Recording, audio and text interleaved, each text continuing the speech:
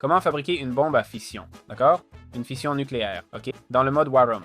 On aura besoin d'un Ordnance Fission Initiative Head, un Ordnance Core Fission Bomb, un Ordnance Core et des ordinances fines, compris?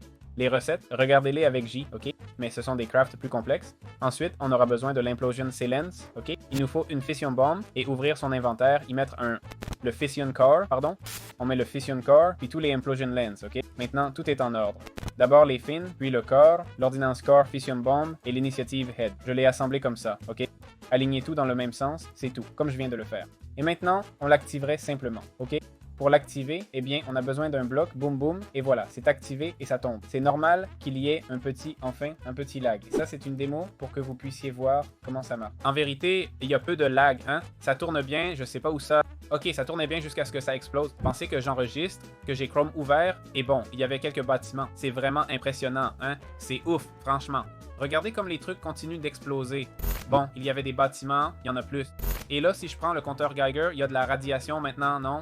Quelle machine. Ou pas de radiation non plus. Zut, peut-être que ça marche pas. Purée, l'explosion que ça a fait, hein?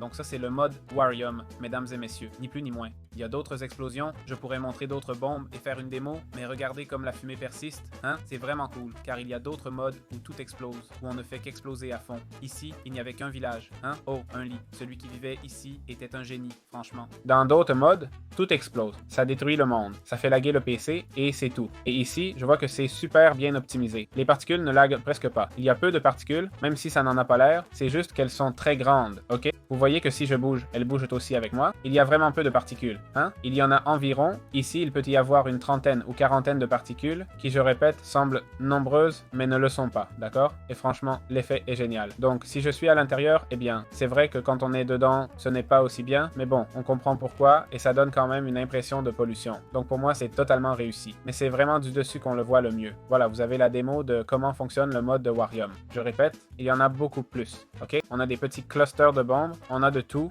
hein? Mais bon, je ne veux pas non plus faire une démo de tout ici, car pour ça, il y a déjà d'autres créateurs de contenu. Voilà, c'est tout pour ce guide.